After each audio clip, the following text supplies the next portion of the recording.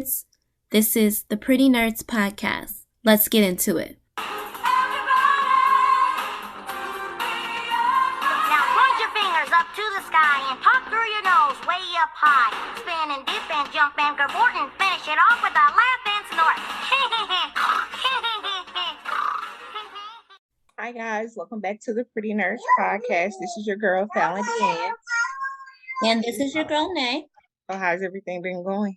Good, not doing too much on my end. Same old per usual. Enjoying the weather though. The weather's been very nice and lovely. Filled really, during the day, not too hot. And then at night, a nice little cool breeze. So not too bad. What about you? I'm like right there with you. I'm a summertime person. Then it's like that spring fall mix I love. I hate winter, but I'm definitely enjoying the weather. So, and celebrating that I have a 1-year-old. It's a big boy now. Oh, getting ready to move into those to them toddler stages. I'm gonna call them. I'm in a group that call them terrific twos instead of terrible twos. It's supposed to be the way that we frame it. It's supposed to help with parenting. So we'll see. We'll see. Well, good luck, my friend. All right, so let's go ahead and jump into this week's hot topics. We'll start out light and on some happier news. Natalie Bryant, she is covering September's issue of Teen Vogue. She goes in to talk about the death of her sister and of her dad, obviously the legendary NBA player Kobe Bryant, and her sister Gigi passed away in that horrific helicopter crash. She talks about how she's been doing and how she's been coping with that, how her family's been coping. She talks about how she's been trying to, she takes it upon herself, her and her mom, because, she is the oldest, to kind of pass on their memories to, because her sisters are fairly young. So she takes it upon herself to kind of try to, keep their memories alive with them, with her younger two siblings. And she says it does help her. At first it was hard, but she said it helps her to talk about them. So that's a good thing. So all together, the little bits and pieces I saw online, it seems like a really, really good article. Check that out if you have some time. Also, let's see what else we got quick. I feel like that's the only quick, nice thing. Let's go to sad news. Actor Michael K. Williams, he did pass away over the weekend. I want to say was sometime during the Labor Day weekend, maybe Monday or Tuesday. He passed away at the age of 56 over an apparent overdose. All around sad, man. Like, we are losing way too many people to these overdoses. I don't judge nobody. I don't judge people. Just know this stuff that they got now, pretty much all of it is stepped on. So just if you're gonna partake, I saw one rapper, his name is Baz. He tweeted out, he said, look, I don't judge, I don't partake, but if you do, there are these little strips that they have to test the product to make sure, and they literally sell them. I guess he gave a link on his thing. I don't know, I didn't go that far into it, but if you do, then at least try to test it. More than likely though, you're probably still not gonna be able to see if it's dosed with all the type of shit that they dose and stuff with, but if you do, just be safe, man. Be safe. That's all I can say. What about you? That was really sad. Like, I don't know, it just feels like lately, I know it's probably just my emotions, like death has really just taken a toll on me, and it's probably because of so much with like COVID, you hearing all these people pass away, and just personal losses as well. It's just like, what the hell? And I mean, this weekend, and I know it happens every day, but it just seems like this weekend, it was just tragic because there was the comedians that were at a party in like Cali, and 3 of them passed away. One is in critical condition. So it's like, I don't know what's happening. I mean, we know what's happening. It's basically bad drugs. I mean, I agree with the rapper, like, let's test that shit before you go into it and it's laced with fentanyl. And yeah, it's just, and I feel like, bro, if you selling the shit, just sell it. Like, what happened to, how they used to re-rock it? You just, add a little, why you gotta add fentanyl? You know Right. Right. what And I'm I saying? mean, Like, I don't know. I just, did you yeah. see the statistic though that they said that now of overdose deaths over over like 45 or to 50% of them are due to laced fentanyl laced drugs?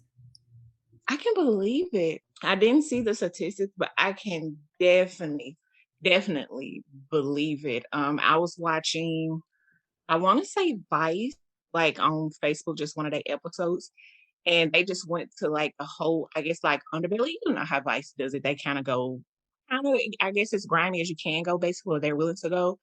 Where they were showing like even libraries in certain places have like Narcan available, and I'm like, the library? Yeah, like just life-saving techniques. Of course, the ambulance and police officers already, but it was hard to watch. And it's crazy because I guess in my head, I always associated, okay, with heroin, like, okay, that's, those two go together. But then when you think about it, it was like, no, it can be laced with anything. And I'm like, it makes sense, but it's also fucked up. Like when you think about, oh, you just smoking marijuana and then it's laced with fentanyl. So yeah, it yeah. Exactly. And so many people are like, they just thinking, oh, I trust my plug, I trust my drug dealer, and that shit is just like I said, that shit is stepped on, man. Yeah. Just be safe And out it's here. like full of shit. Yeah, basically, they are full of shit. But definitely very sad news. Rest in peace to Michael K. Williams. Condolences to his family, all his friends. We definitely lost a true talent in him. And we got all of his people in our prayers. Let's go on in. Now that we got that stiff out of the way, we about to move into the mess. First, not really messy, but just interesting.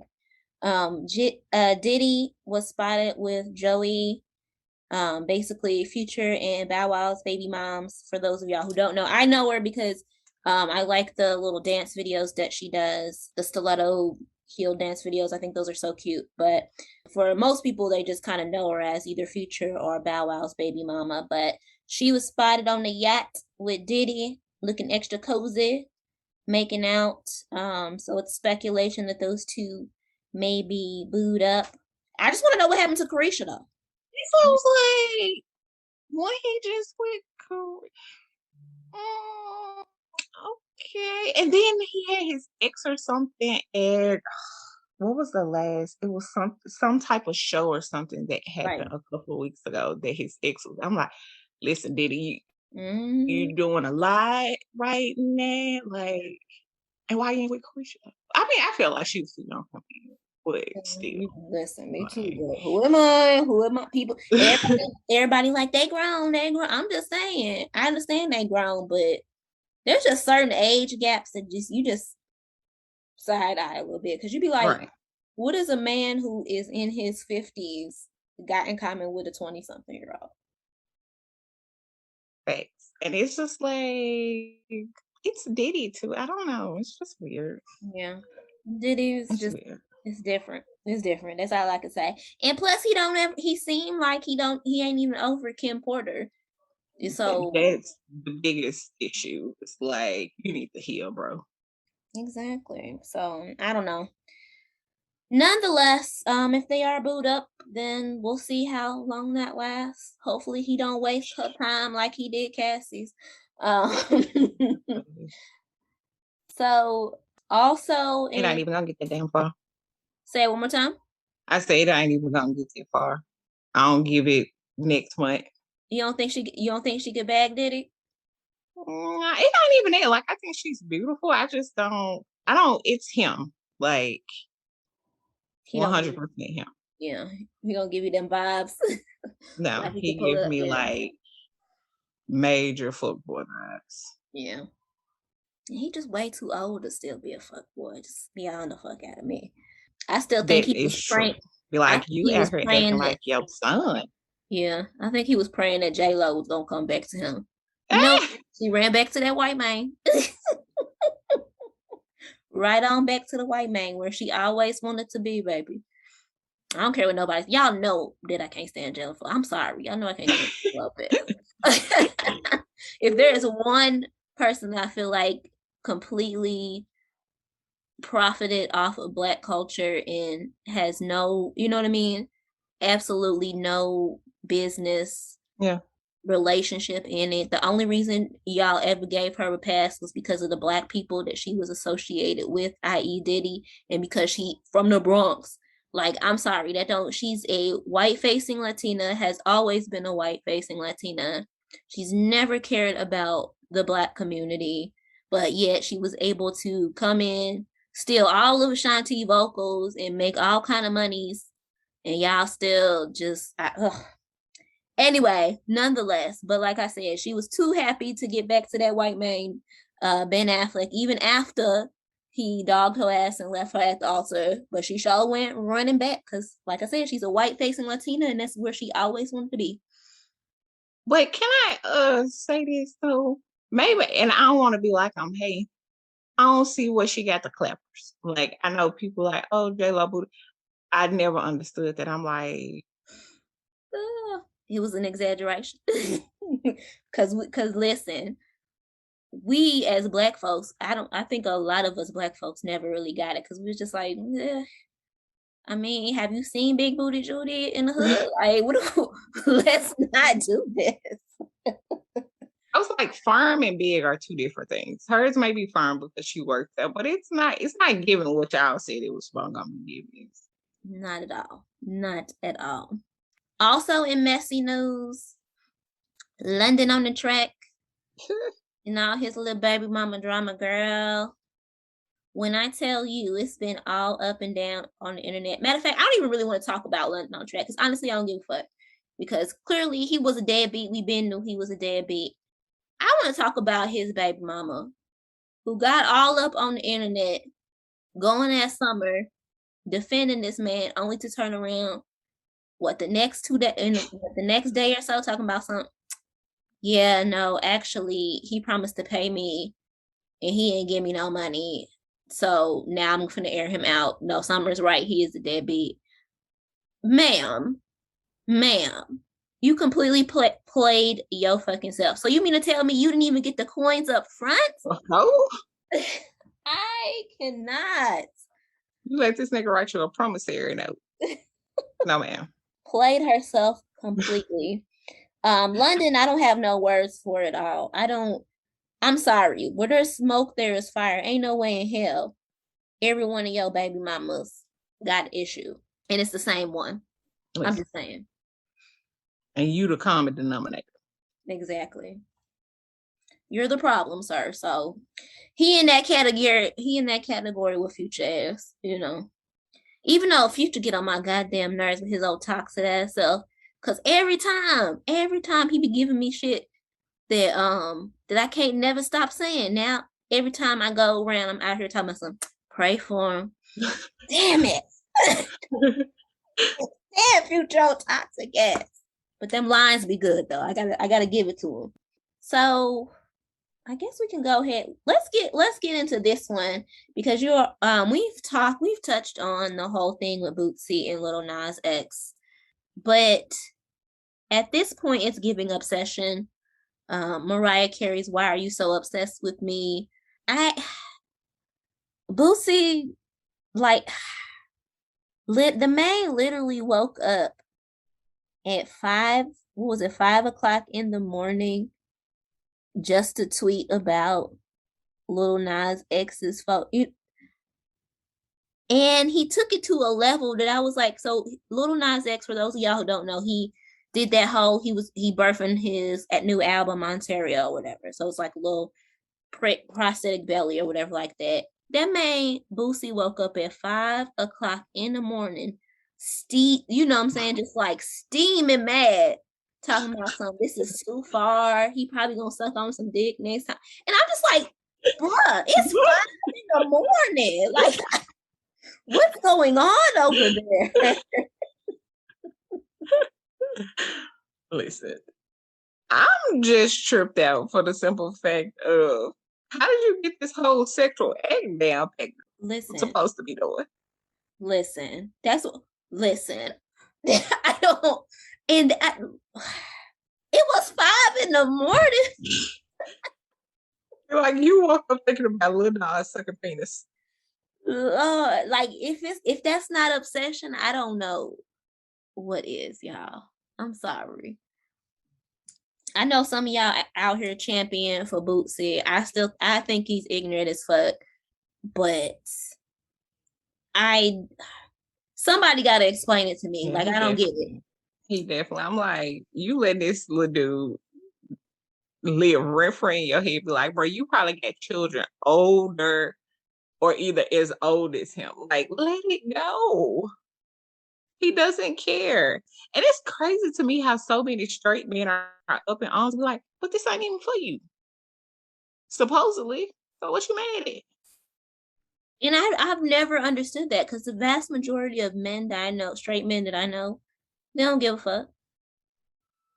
That's not, you know what I mean? It's like they Yeah. comfortable in their sexuality. Don't that shit don't bother them. They don't care. They not worried about what the next man doing. Period. So I just can't understand all y'all dudes who are supposedly straight. Why are y'all so obsessed with Lil Nas X? Like I'm confused. That's what I don't understand. Like this he ain't doing nothing but live and drop. Like I had this dude on my timeline. It was disrespectful. Disrespectful to who? And I'm like, even to women, I'm like, but ain't no woman said nothing. So I'm trying to figure out why you talking.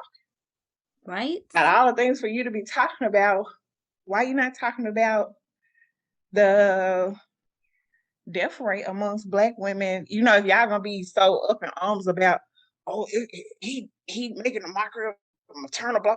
So why y'all don't make a big uproar about the maternal death rate when Black women giving birth? Come Since you on want to now. be in an uproar around birth. Listen. Mm. They can't never give us no answers to that. I do appreciate the Little Nas X for continuing to troll the hell out of people. Like I just appreciate Listen, it. I love it, and I love that he is like his comebacks. Like it seems like he has the perfect comeback always. And I'm so sick of people like, well, what about my children? Everything is not for your child's consumption. Y'all don't let them get on Pornhub Come because on. it's not for them. Exactly. So he's telling you, hey, my music is not for children. So why are you letting? I'm like, that's not his job to parent your children. That's your job. It's too many parental control devices and all this BS out here for you to be still worried about Lil Nas X. Like, do your job. Right. And I find it ironic the people who continue to throw this whole, it's the kids, it's the kids, we pushing this to the kids, blah, blah, blah. And I'm just like, half of y'all are the same people who sit up here every single day and talk about why are y'all so obsessed with celebrities? They ain't nobody role models. They shouldn't be y'all role models. They not goals, blah, blah, blah, blah, blah.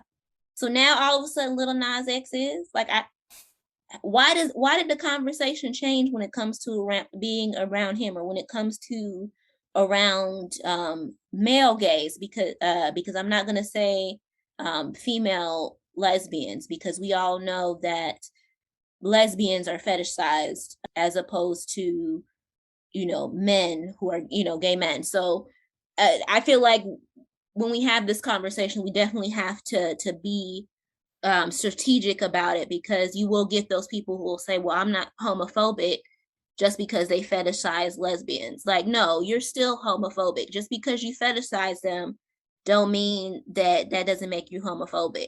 You know what I'm saying?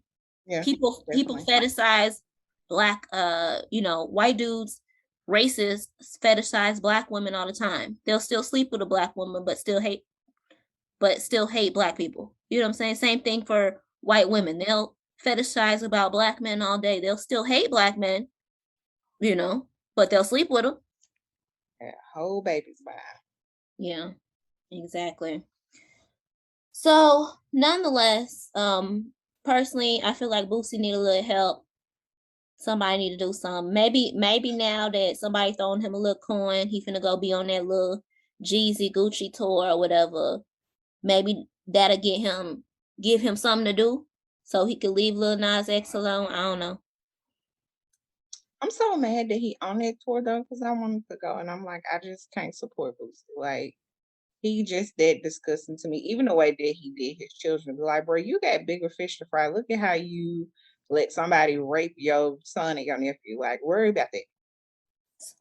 Come on now.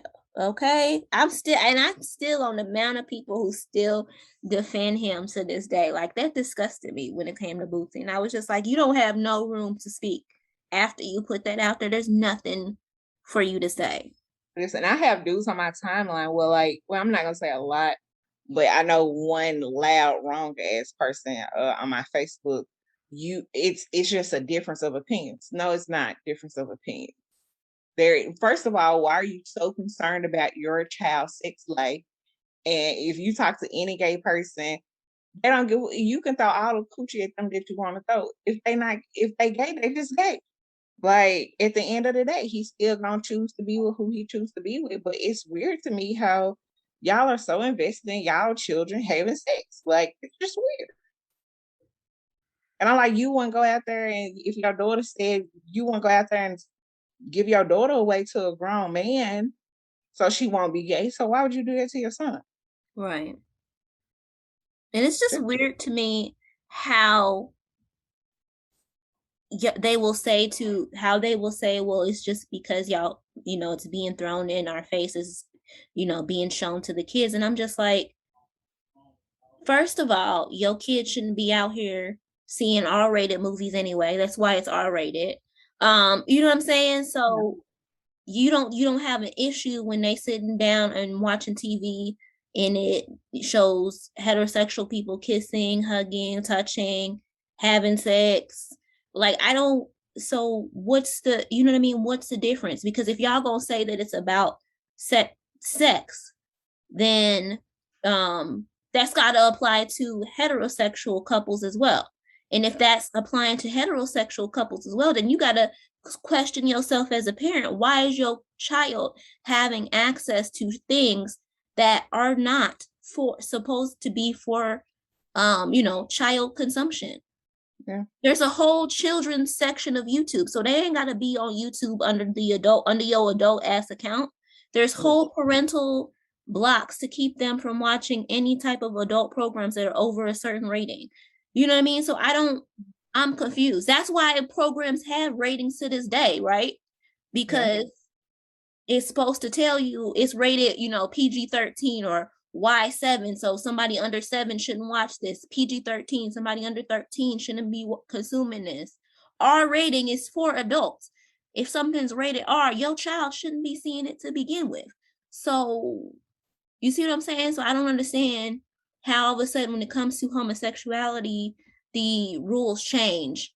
But heterosexuality, regular sex, as y'all call it, sex between, a man and a woman is fine. They can consume that at any age. They can see you and everybody else around them on your timeline cursing. They can hear all the cursing in the music. They can hear all the misogyny in rap music. They can hear all the degradation of Black women in rap music. You'll have them singing that shit in the car loud as hell thinking it's cute. But, gay people is where you draw the line. Listen. And I guess my issue, like my biggest issue is gay people exist. So, I mean, always have to though. Right. Always It's have. like, so how are you teaching your children to be accepting of other people? Like they're going to see gay people kiss no matter what, no matter if it's today or tomorrow. Like, I guess that's like my biggest issue is like, well, I want to be able to explain it to them. What the fuck are you explaining? It's two grown ass people that's in a relationship just like their mom and daddy are in a relationship. Like, I don't get what are you explaining? Right. Be like, actually, y'all fuck it up for kids more than children because guess what? Children's like, oh, okay. Half the time, children don't even give a fuck. They don't Right. even be paying attention to none of that. It be the adults.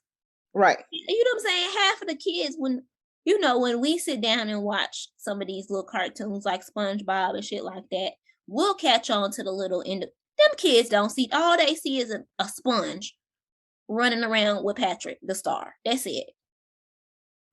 You know what I'm saying? So I don't know. Yeah. And yeah, I mean, I totally agree. Like, even watching Disney now, I'm like, oh my gosh, that is, and I understand the reason why they do it because you're sitting there watching the movie, as an adult with your children. So I think they throw just a little bit in there just because, and first of all, a lot of Disney movies have a horrible background. Horrible when you read the real story. So Absolutely. I Absolutely. just think it's like, okay, this is just a little bit, tidbit for the adults that's actually watching with the child. That's my biggest thing when people like, the whole candlestick from off of Beauty and the Beast. The candlestick guy, I'm like, first of all, we already knew that. Second of all, the beast kidnapped Belle, right? Like what? The candlestick wasn't gay It wasn't, no, not the candlestick. Which because he was in love with the feather. Look, I'm all off on the tangent. I had to think about it. I was like, nah, he was in love with the feather duster. no, but one of the characters, hold on. I feel like they made one of them with the latest release. I'm gonna have to look it up. One of them, Is in the movie? yeah. Beauty and oh, when they are when they go to storm the castle and you have like all of the lumberjacks, the guy who was Gaston's best friend who sings Gaston, he was supposedly in love with Gaston. So in the movie Okay. they made him like he was in love. So I think that's maybe what, but I mean even in the cartoon and all, it seemed like he was in love, infatuated with Gaston. Yep, that's who. Yep, because played by Luke Evans. Yep.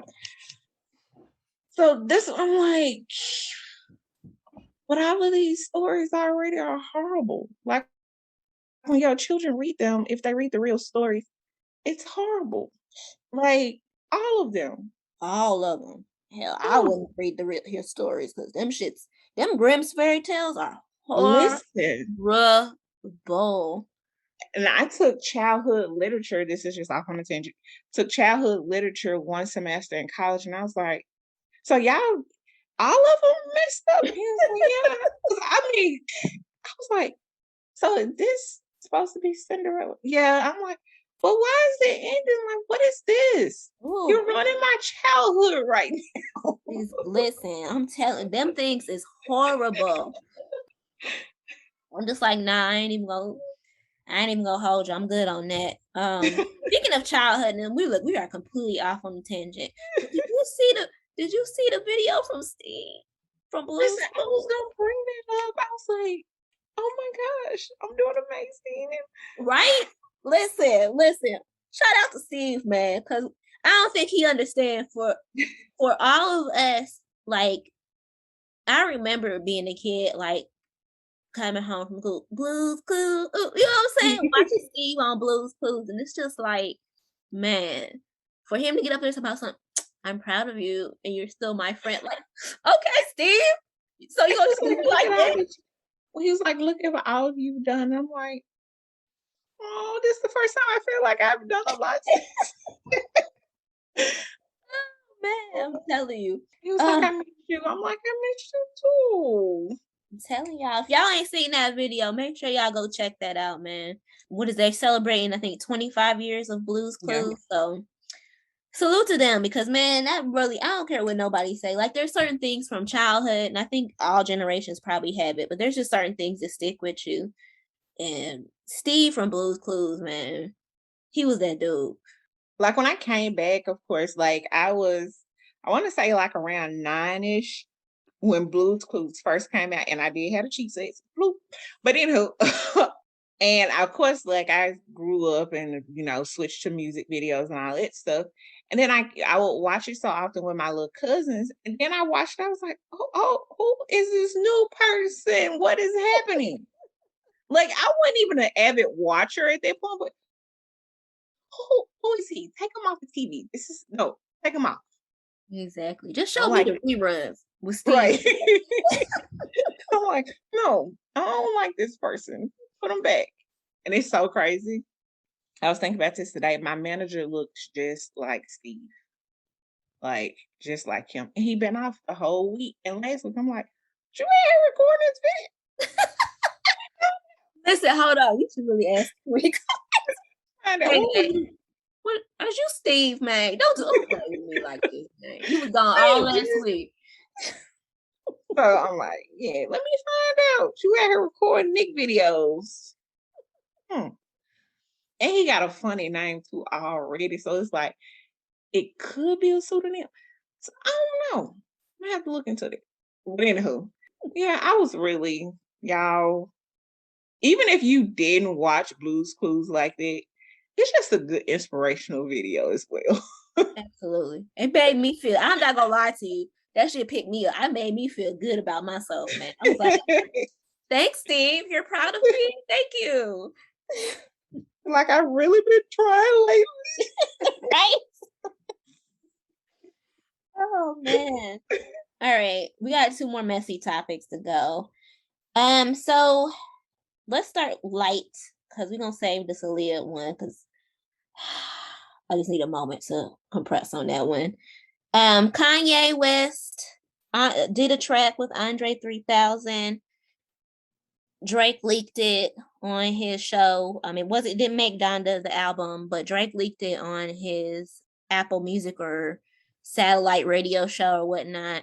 And then Andre 3000 released a statement saying that the track that he did originally did not have that verse on it. So obviously Kanye changed the verse to put a diss towards Drake on it. Andre 3000 said he likes both Kanye and Drake, and he would have never been on the track if it was a diss on there. He wanted to work with you know what I'm saying? And I'm just like, I wish, y'all know I love me some Drake, but don't be using Andre 3000 as collateral in this, okay? 3 stacks is sacred out here in these streets. Yeah, I'm gonna say I was mad at Drake because I felt like, and this is probably me totally being biased, I will admit that, but Kanye should have never recorded the shit and put it together like it couldn't have been dropped that way or released that way had you not put the shit together like that. Like that's what I feel. And I feel like even doing some shit like that is so fucking grimy. Cause it's like, I don't know. I just given his antics and Kanye West, I do think he was going to drop it. Mm-hmm. I think Drake got his hands on it first. I was like, Blue, let me go ahead and put it out here. So, yeah, what dish tape now? What dish track now? You know what I'm saying? And I don't like how Andre 3000 is in the middle of it because I feel like he is just that cool ass dude. Like, leave him the fuck alone. And I don't know, maybe Drake could have released it without Andre's part. Like, it didn't need that. Right. I don't know. Like, that, I can definitely see it's like, bro, just release it without his part. And like I said, and I still blame Kanye because it's like, bro, this was supposed to be a song for y'all mothers. And he made the song because of the mothers. And then you go and do this shit. Like, grow the fuck up. And I don't know, like, I'm still tripped out about this whole beef. Maybe because it's been going on so long now. It's like, what the fuck y'all still mad at? I thought people like, and I know everybody's like, it's just a marketing scheme. No. It's not a marketing scheme. It's so I'm gonna tell you what it is for real, for real. So Drake one is a Scorpio. They hold on to shit forever. He really, really genuinely felt betrayed by Kanye. Because if you felt like I shared with you the situation with my son about my son, you know what I'm saying? So and then you went and gave that information to Pusha about my child for him to use against me in a rap beef. For him, that was like line in the sand. Okay, it's fuck you for life. You know what I'm saying? Yeah. He felt betrayed by that because let's be honest, if we look at Drake's history or whatever like that, yeah, he's had some shaky moments, but he's been pretty much Teflon in terms of dodging the bullshit. But that whole thing with Pusha exposing his child and the situation. I mean, listen, that made everybody, because everybody was like, "Nah, that woman lying. That ain't his baby." Blah blah blah. And then, wow, you know what I'm saying? Like, damn, that he gave Pusha the whole like the knife, man. So I don't know. Yeah, and that's what I feel. That's why I say I feel if it was like, and this is not, I don't know, whatever. If it may have been like about a woman, then I could probably see like, okay, yeah, it's just marketing at this point, whatever. It's like, I don't never have to talk to you again, but we got the same albums, it's hype. But and I'm not mad about Drake being, upset because I'm not I do hold grudges. But bro, I said something to you because we cool. I thought you was keeping it confidential. And I'm pretty sure he probably knew how Drake felt about it. It's like, listen, I just want my son to be protected. And I would feel the same way. But like the internet is cruel as fuck. Even when they showed his son, his baby mama, like people went the fuck in. So I don't knock him for that. And I understood when he was like, I want to hide my son from the world. Like, this is my son. Like, I feel the same way about my child. It's like, I get little moments here and there, but I'm like, but what you see on the internet, like, I got 12,000 pictures. Most of them probably him. And be like, here go one right here a month. So I just feel like Kanye was a bitch for that, like flat out. And I think the beef is legit on Drake and Kanye. I just feel like he being a hoe, like flat out. I think Kanye Like I'm gonna jealous. keep antagonizing you just because I can. But I also think he's jealous. He's True. envious of what Drake has, because he feels like he's supposed to be the blueprint. Kanye is supposed to be quote unquote the blueprint, and he feels like, if I'm the inspiration, how come you're bigger than me? How come you've surpassed me? It's jealousy. It's envy. Yeah. I mean, Drake got bars. Like I don't. People like, oh, Kanye different, bro. I'm like, I don't get musical genius like from Kanye. He a rapper. That's it. He ain't even that. He's a producer. Yeah. Let's keep it honest. He does. I will never knock Kanye's production skills, because he can produce his ass off. He is a dope producer, but he ain't never been no fucking rapper. And for people to sit here and lie, let's not do that. Kanye is not a rapper. He don't write his own music. We seen that. I mean, that's literally how he found out about Drake's sons, because Drake was there writing for him. So he ain't no rapper. We know that. That's not Kanye's forte. That's why Jay never wanted to sign him to The Rock to begin with. Dame did that. Dame was the one who signed Kanye to The Rock to be, because Jay just said, "Nah, you a producer, dog. Stay there. Stay in that lane." And Dame was like, "Nah, he could do it. He could do it. He could do it." So Dame was the one who had them sign Kanye to The Rock. It wasn't Jay. So come on now. Let's be honest, because Jay knew that's not true, bruh. But come on, y'all. We not gonna compare rap talent. Yeah, that's like, but people do it. I'm like, but they're not the same. Like, I'm not a huge fan of Kanye. Like, and this was even before they like beef and shit. Like, if Kanye dropped something, be like, I mean, I'd listen to it just to know, just in case it's a question on my Jeopardy, challenge or something. But other than that, eh. Yeah, me either, girl. Kanye ain't never been the bee's knees for me. He ain't never been that. So I never was one of those people who was super hype about him or super hype on him. So, and I guess let's jump into this final topic. Aaliyah's uncle, Barry Hankerson. Amidst all of this controversy going on between, him and Aaliyah's estate, because obviously her estate, her brother, her mom are not happy, because essentially, let's call a spade a spade. He held Aaliyah's music hostage for all these years, and he is using her catalog as a catalyst to relaunch his record label. But nonetheless, when asked about the whole situation with R. Kelly, he says that when he found out about R. Kelly's abuse towards Aaliyah, he talked to, it was Minister Farrakhan, correct? And then prayed about it and said, let God deal with it. What are your thoughts? Bullshit. My old pastor used to say this, and it's one of those things that I still, one of those sayings that stuck with me. God delivered you from your sins, not your senses. This man was abusing your niece. And I can't speak for everybody, uncle, but my uncle, it would have been either y'all go pick him up or y'all gonna pick me up. But something gonna happen. And I'm just letting law enforcement know I'm on my way. So y'all might, want to beat me there. But just for you to be like, I'm gonna let God handle it, and then now this man is what had 20 more years to do what He was doing. almost he yeah Yeah. almost 20 more years to go on to abuse more girls, men, well, boys. I'm not gonna say men, boys. So I'm like, no, God gives you, that's the reason why God gives you a telephone, a voice. I mean, you knew about this. There is no way possible that I know my niece is being abused that I'm like, oh, I'm gonna let God handle it. No, God gave me a brain, common sense. Even if it's not anything that I want to do to him or I can do to him physically, I'm gonna make sure you rot in fucking jail. Every hearing I'm showing up to, I'm no.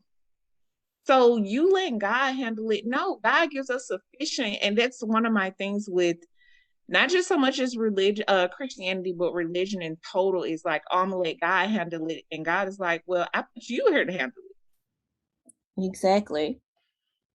You're her protector, You still gotta do actions. right? Like that just really it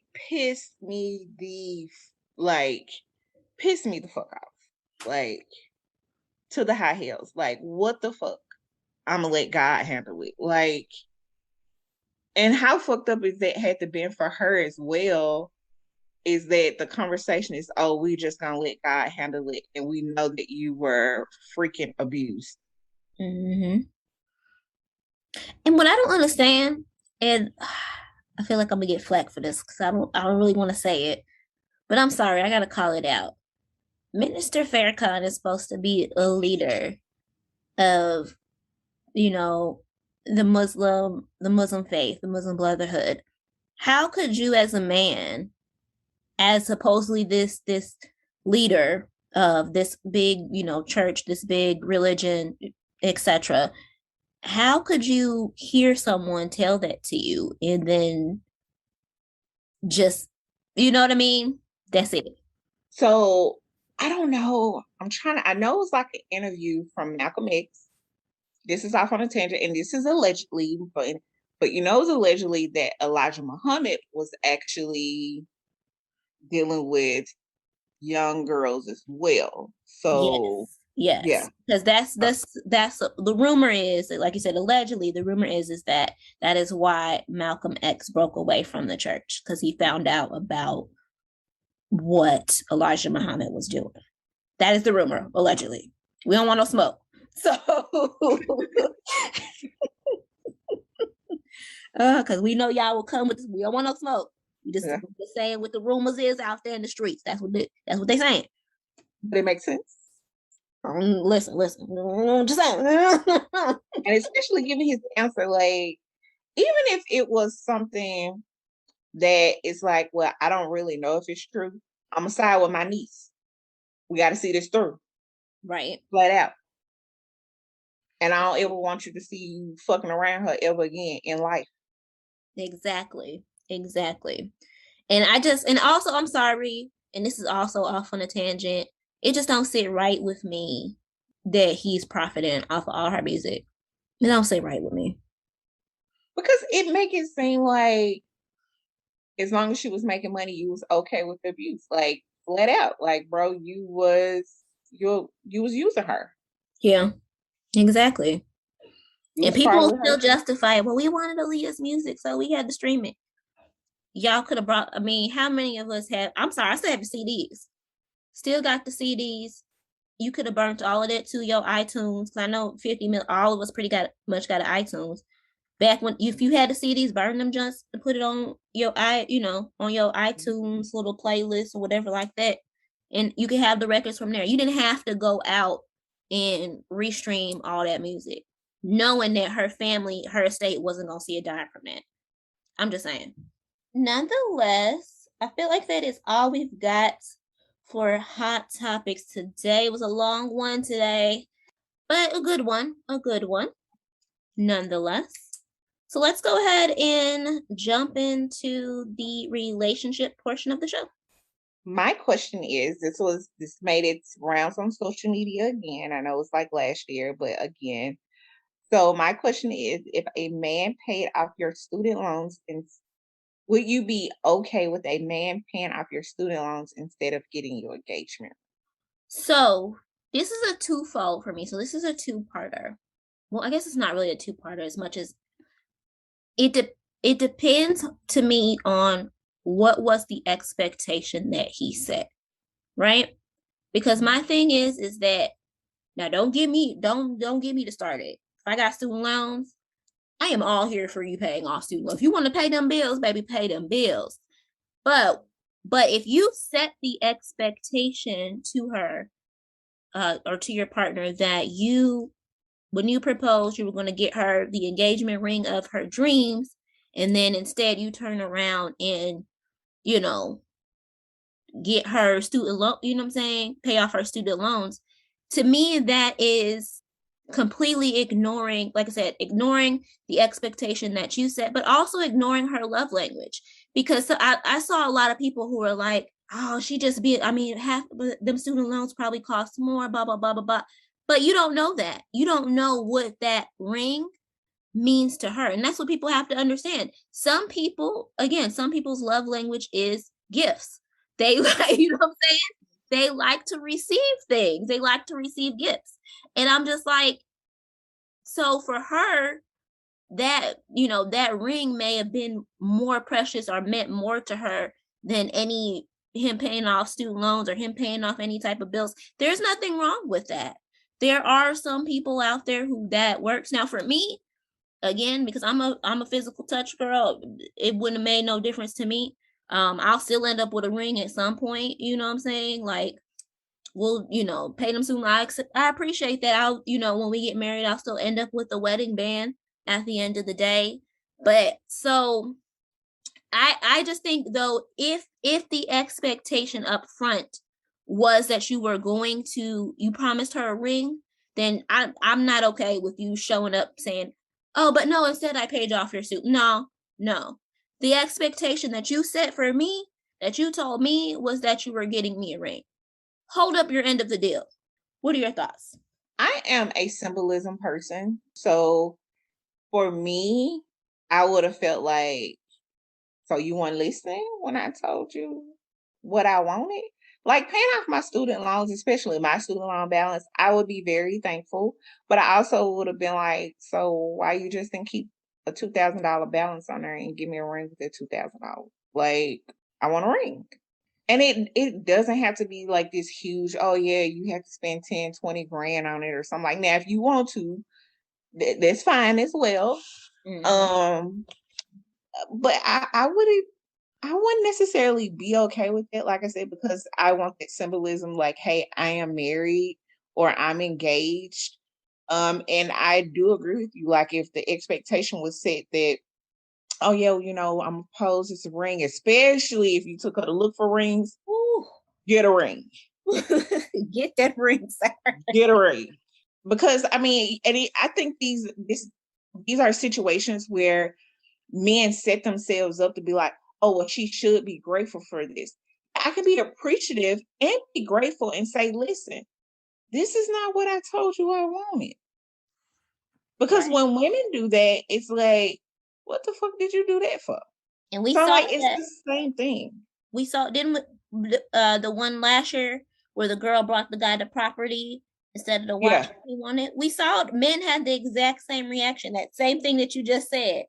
Be like, he wanted the watch, and be like, everybody is not there. Like, and I'm not even gonna say a not there thing. That's not something that he wanted. That's not something that she wanted. Get them their wants. And if you feel like, okay, well, damn, I'm trying to put you on or put you down or whatever, take some of that and be like, okay, I'm gonna take a couple of grand out of here. You'll still have a balance. And I'm pretty sure if you going in, if you owe $30,000, they pay out, 27. Shit, I mean, listen, I got the three. Don't worry about that. Facts. So I mean, I don't know. It's just weird to me. Like, just it's listening to your partner, and it goes back to, I don't know. Did you see that post? I want to say it was last week, a week before last, where the guy laughed about not buying his wife flowers, and he was like, "I don't get the big issue." Be like, nigga, it's not for you to get. That's what be wrong with a lot of people in relationships, men and women, is that when somebody tell you their wants, their needs, or how they want to be loved, I'll be like, well, I don't get it. It's not for you to get. It's for you to either rise to the occasion or move the fuck on. Facts. Big fucking facts. Girl, when I saw that little post, I was hot. I was like, is this man serious? Listen, He just trying to man, go what's her viral. address so I can send her some flowers? Exactly. I was like, he just trying to go viral because I already know he knew the answer to this bullshit. But it's so many, like when you think, like you like, this got to be a fucking joke. But when you look at like your past ain't here, you like, this shit could really be fucking true. Because I done dated a motherfucker been like, well, I got this for you. That's not what the fuck I asked you for. Nigga, I don't, like, I feel like I had an ex one time bought me a fucking watch. When have you ever seen me wear a watch? Never. And they ain't gonna get mad because I don't know what it is. I don't wear watches. So guess what? When you gave it to me, I didn't put the motherfucker on. Now I don't know where it's at. You want me to look for it? I look for it. It's not on something that I'm finna stop my day to go be like, oh, let me go and look for that watch. Nigga, I don't want that fucking watch. Like, it wasn't even about, I was like, thank you, but that's not what the fuck I asked you for. Come on, listen. It all goes back to them love languages, y'all. It all goes back to them. Like, y'all, I know we talk about it all the time, but if y'all don't understand love languages, what your love language, if you don't know what your love language is, what your part, like, listen, that shit is so beneficial to you. It's a simple little quiz. Go take it, find out your love language, and then when you get your partner, ask them. Like, that's to me, as I've grown, that's one of the questions that I ask, because I think that I I'm attracted to someone who has done self-work. You know what I'm saying? Who's done the work on themselves. So knowing your love language lets me know that at least you out here doing some work, learning about yourself, doing some self-assessment. Oh, and just to touch on that point, Kev on stage told me this week that y'all need to get y'all some therapy. Oop. Listen. Remember Kev said that we didn't. Kev said. Oh man. All right. So my question this week is, how long does it take you to feel comfortable to show your authentic self to your partner? Ooh, I'm gonna say maybe about 2 months. Especially if like we got a lot of dates and spent a lot of time together in those like months. It's very early and very soon. And the reason I feel like the reason why I don't hide it like other people, like, cause it's me. I can't fucking hide it. Like, there's just certain shit that I'm high sprung. It might be because I'm a type A personality. I don't know. But yeah, it's like, listen, this is all of me. I don't even want to waste your time. Either you can handle it or you can't handle it. Let's just move on if you can't. And I'm okay with that. Yeah, I'm not one of those people that's be like, oh, I didn't know her, or 3 years down the line, or when I married the person, then the true person came out. Nope. Here I go right here. Now I might give to you in little doses and of course certain situations to see how I handle it. But for the most part, listen, this is Fallon. Yeah. Okay. How about yourself? So for me, I'm a chameleon in any relationships. I don't know what it is. Like, that's part of my self-work, is that I do tend to adapt whatever relationship that I am working on, whether it's friend relationship, family. I'm different in all of those different relationships. So when it comes to showing my partner my authentic self, for me, it's going to take a while because I literally have to sort through the self that I present to you in the beginning, just trying to adapt to the relationship and getting comfortable in it and all of that. And then so it'll probably take me, maybe, 4 or 5 months into it to really peel back the big layers. I think for me, again, there's so many layers there, and I think that's for any person. There's so many layers there. There's no way in months, years, anything that you're gonna know. That's why, you spend lifetimes with people because you're gonna be learning about your partner, if you commit anyway, for the rest of your life. And there are always gonna be different layers and different things, new things that you discover about them. But to get those big layers peeled back, I think it'll probably be you maybe about the 4 or 5 month mark, after we're out of that beginning honeymoony stage of the relationship. That's all I got for relationships. Anything else on your end? Nothing else for me. All right, so let's go ahead and jump into your rants for the week. I would say my rant for the week is so Lunel, famous comedian, made a post about, I want to say, I'm not going to say self-care because I don't think it's self-care, maybe decompressing, you know, hey, if you need to, get a drink, roll your own blunt and all this stuff. Jocelyn came in being, a hit dog hollering, basically fat shaming Lunel and calling her fat and all this stuff. And that it wasn't the time, I guess, or whatever. I will say for me, I understood exactly what Lunel was saying. It wasn't so much of just Michael K. Williams. I don't even know if it stemmed from him because she is a comedian. I felt it was more geared towards the whole party that I mentioned earlier in LA, where there were 4 people and 3 of them passed away, and then you got one that's in critical condition. To be like, listen, for now you might want to find another vice to get you through. You know what I'm saying? Like I understood what she was saying, and I don't think she was trying to shame people. It's just now at this point, it's dangerous. And I mean, just even like, talking to, my immediate family and people in my family, like we had a cousin last year, just being, transparent. He passed away from a drug overdose. And I've had 2 other cousins in recent years that were brothers that passed away from a drug overdose, probably drugs that they've done before in the past, but just that one time it, took them out. So I definitely think that now that we're at a time that may be, like, and I know like drug addiction is hard for anybody, but we're like, bro, just being constant with our people and, just being there for them and like, listen, let me help you as much as I can, trying to get past this. And listen, maybe give it a break for now. Like, if you can, find something else. Like, I don't even advocate for like drug use like that. But bro, it is taking a lot of people out. Like a lot of people and very quick. Yeah.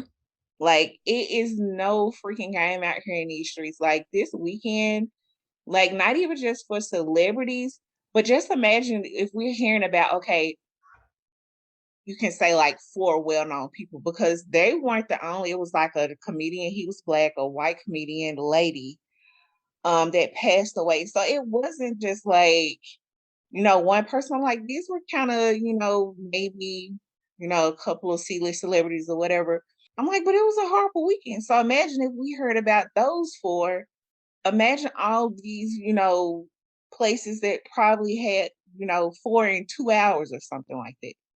So, I mean, I don't know. I just feel like our conversation with drug use needs to be more, and I always say this about America, it's always geared towards being a criminal act, more towards, hey, let's work on your mental, let's work on your physical, psychological, all it's more criminal. Like, hey, we're gonna take you to jail because we found drug paraphernalia on you.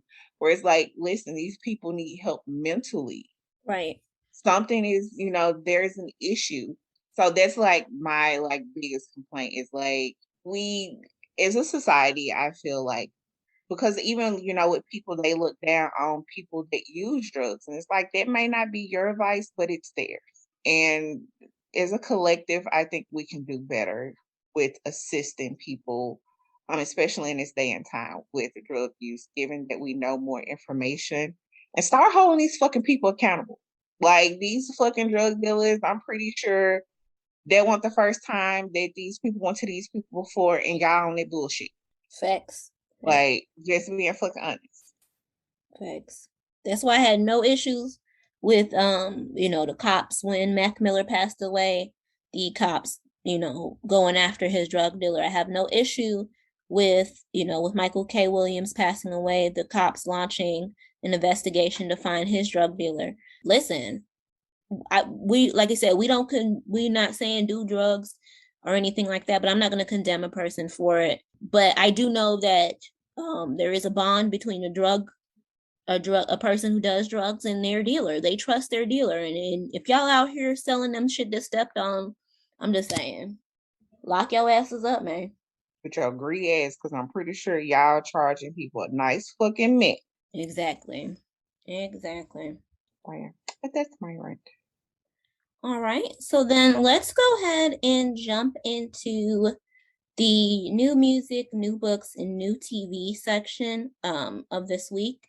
So we talked about it before we got on to record. Both of us, I think like the rest of the world, sat down this holiday weekend and took a listen to probably the most anticipated album of the year, being Drake's CLB, Certified Lover Boy.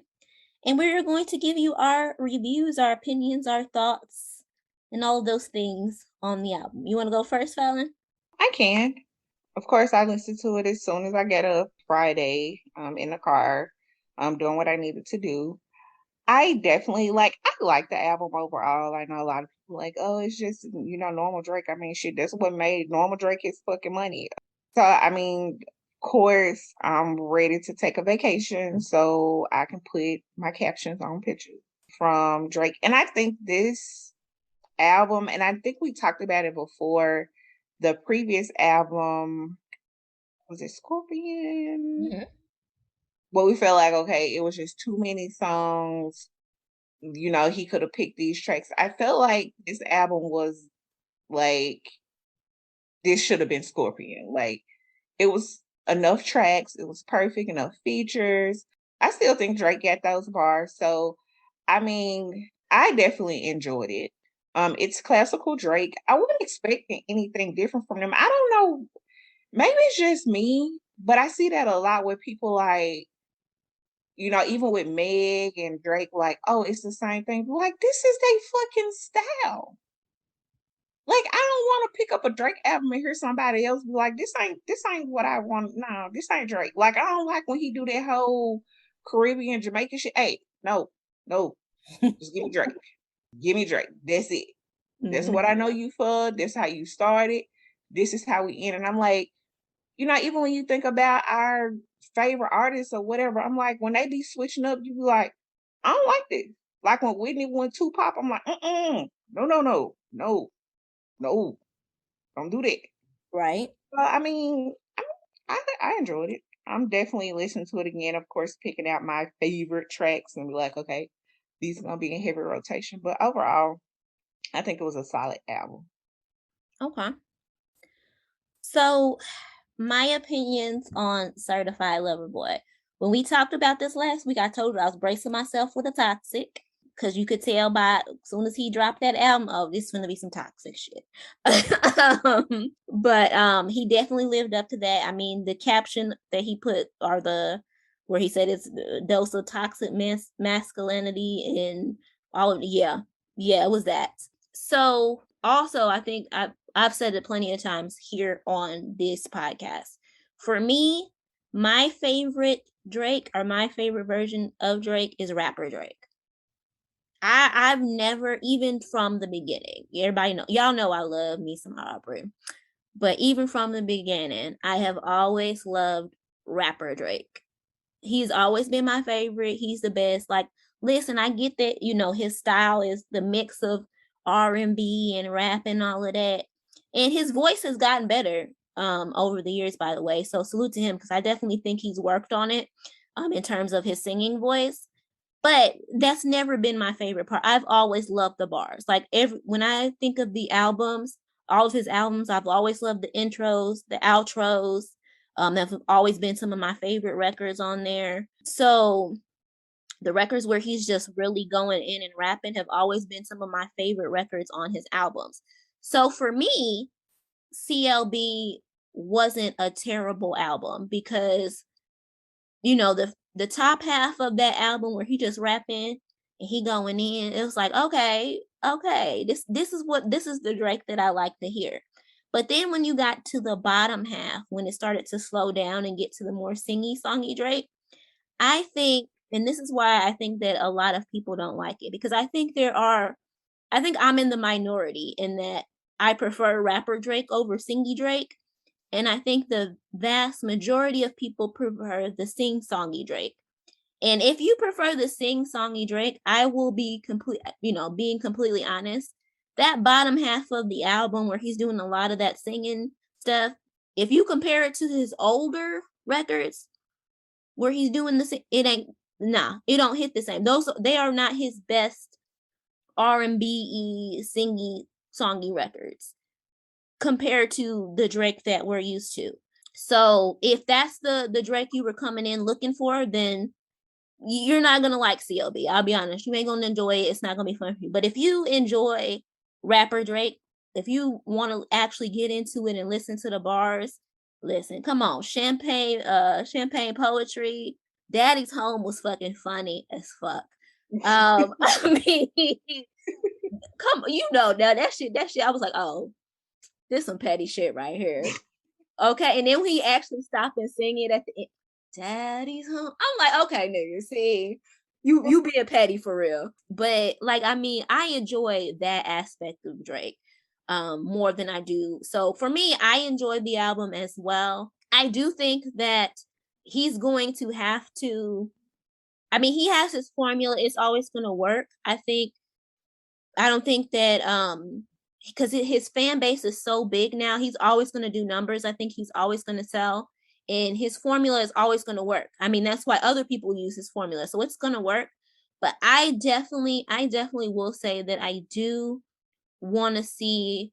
But I think I've been saying this probably since, I don't know, since after Nothing Was the Same. It was like, I want to see Drake push himself hard. You know what I'm saying? Like, sometimes I feel like sometimes he just go in the studio and phone it in because he know y'all gonna buy the shit anyway. And I think a lot of that falls onto this whole stan culture, because it's like, well, shit, if their stands, it's less about the music and just more about his persona and him as a person. They gonna buy the shit anyway. They not actually listening to the music, so he don't have to push himself in the album. So I definitely think that coming this, whatever he does next, I hope that there's some growth in it. I'm hoping that he moves out of this toxic lane a little bit. I don't know what it's going to take for that, but maybe he will, maybe he won't. I don't know. But I do hope that there is some progression, or is there some growth come the next record that he does. I do want him to lighten up on some of the features. I think it was a little bit too feature heavy too. But some of the ones he did do were so good. Like Yeba, I wish he would have let that rock longer. Like, I'm so mad about that. Tim's obviously it's good. And listen, I'm a Tennessee girl, so Project Petta, come on. It was like tears. I'm like, but it started off with Texas. I ain't talking about Texas, child, Tennessee State. Okay, listen. Now that is one thing that I do want to touch on, the controversy surrounding TSU. First of all, salute to 40 for stepping up and explaining the whole thing, because I definitely feel like it warranted an explanation.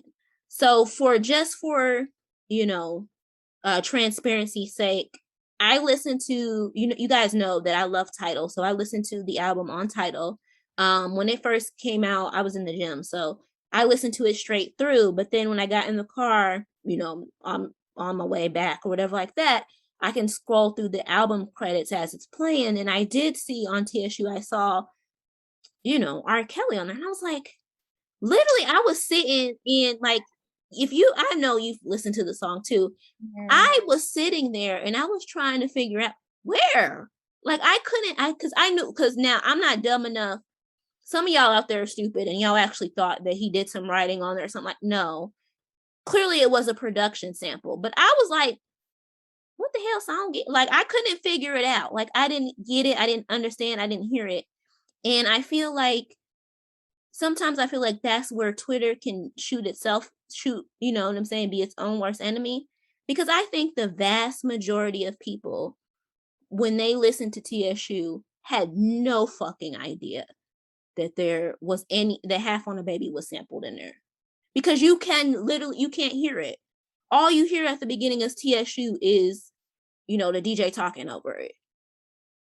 And 40 explained it, that, on they did that sample from that mixtape where the DJ was talking, and there's very lightly in the background is Half on a Baby playing. You can't even hear it. You don't hear R. Kelly sing, like, none of that. But just in case, they had to license it because they didn't want to run into the Pharrell situation, like with the Marvin Gaye estate or the Ed Sheeran, Ed Sheeran got to pay Marvin Gaye's estate $100 million. So they wasn't trying to take that risk. So they went ahead and licensed it just in case. But you can't even hear it. And I feel like that's where Twitter, you know what I'm saying, because like the dude drew more attention to it. Because could you pick up what the sample was? I did. Like, and to be honest, wasn't even paying fucking attention. I only went back, like, of course I was gonna listen to the album again anyway, but I only went back when they mentioned it and was like, ooh, okay. But I didn't pick up, like, when I first heard it, I didn't pick up on it. Like, I literally had to go back with my listening ears on and be like, oh, okay. Right? But see, that's what I'm saying. But like, if somebody wouldn't have thrown attention to that, you wouldn't have picked it up.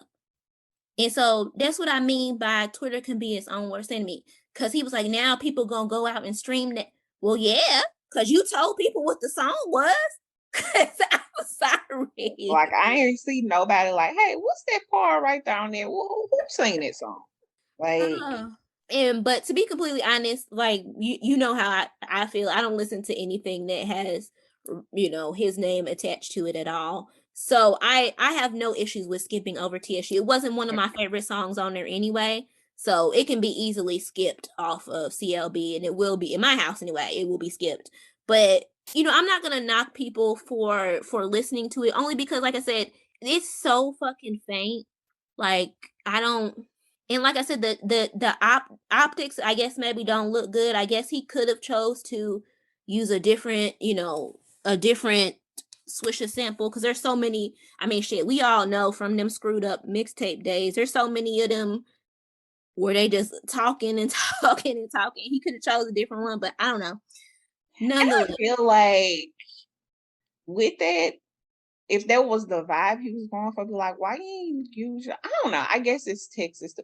I don't know, I feel like, why you ain't use your own? Like, you got Division, they pretty much like make the similar music.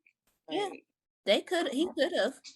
And that's another thing I'm curious about. Why he don't never put none of his artists on his shit?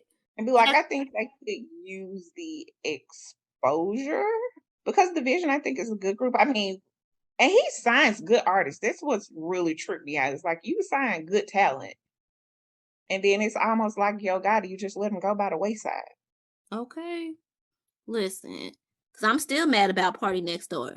PND need to listen.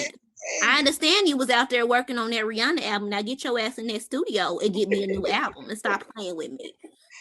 Because these little 3-4 songs, 6 right here, nah, sir, no. Exactly. Come on now, Party. Stop playing with us. Get in that studio, sir. Drake then dropped his album. We know Rihanna's still cooking, I guess. I don't know. I feel like she probably do. If I was her, I tell y'all kiss my ass. I'm a billionaire now. I ain't doing it. But I feel like she probably done cooking. So come on, party. Let's get to it, sir. The Rihanna album ain't coming. Just shut the book. Mm-mm. I'm predicting the ASAP Child before that fucking album. And if that happened, then we just know. Just call it a day. Just call it a day. She retired, y'all. She is retired. But I ain't gonna lie to y'all, I wouldn't give y'all asses nothing. After all the times y'all done irritated me, and now, like, I'm a billionaire? Shit. Sorry. Y'all can go buy this Fenty makeup, though. What about website? Link in the bio. This Fenty skin, okay? The link is in the bio. You had a good sale this past weekend, too. Facts. I might go check that out. Anyway, so that's all I got in terms of the CLB review. You got anything else you want to add? Nothing else for me. Favorite track on there? Favorite would have to be, and I hate saying this, because I don't like Future like this. Not the list. Way too sexy, but it's just something about it that get my hair swinging. I cannot wait to put my long wig on. Yeah. Way too sick. That's just my ish. Lord, listen, Future old toxic ass. Man, I don't know. So I'm torn because, like I said, I love a little bit of, because I love rapper Drake, and I got so much of rapper Drake on here.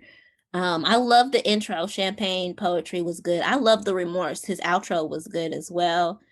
But I'm trying to think, like, favorite one so far. Probably the one, hold on, what is it called? Damn, I'm gonna have to look this up now because I can't remember the name of the record right now. Pipe Down. I mean, now if we're gonna talk, now listen, there's some toxic shit, but but that's that one time where it's just like, oh, okay, sir. Like, I could imagine like sitting in an argument, like, and he just be like, man, pipe down. I'd be like, no, nigga, you pipe the fuck down, okay? So I don't know, but I enjoyed that one nonetheless. But I know I see a lot of y'all out here liking this Girls Want Girls record. Yeah, I just don't get it. I don't understand. Yeah, I ain't. That wasn't my cup of tea. That's what I'm saying. Like, you know how I feel about the whole fetishization of lesbians, of lesbians. Good Lord. So yeah, wasn't my favorite either, but nonetheless. All right, so that is all we have for new music, books, and TV. I'm going to quickly, because we got a super long show today. I'm going to quickly jump into the nerd moment of the week. And this week is going to be really short. It's just two things. Shang-Chi, it debuted obviously this weekend. It broke the Labor Day record, making $75.5 million over the 3-day Labor Day weekend. They're projecting it to reach 90 million as of Monday, and that's all during a pandemic. So salute to the Asian brethren for getting out there and supporting the movies, to all the people who went out and supported it. Like I said last week, it's dope that we get to see some more representation as a superhero. So salute to that. I do want to go check it out because I got to see how this phase 4 is shaping up as we get ready to go into the multiverse. So I need to go in there and see it, but I'm not gonna go see anything else. I'll just be completely honest. I'm gonna wait till they drop it on Disney, on Disney Plus. But nonetheless, I'll check it out when it comes through there. And then the last nerd moment for this week is that Sony did push up, because of how good Shang-Chi did. They pushed up Venom, so it is now scheduled to be released on October 15th. And that is it for me with the nerd moment of the week. Anything else on your end, Falan DeAnn? Nothing else for me. All right, so I want to thank you guys so much for listening per usual, and I hope you enjoy the rest of your week. Good night, guys. Good night.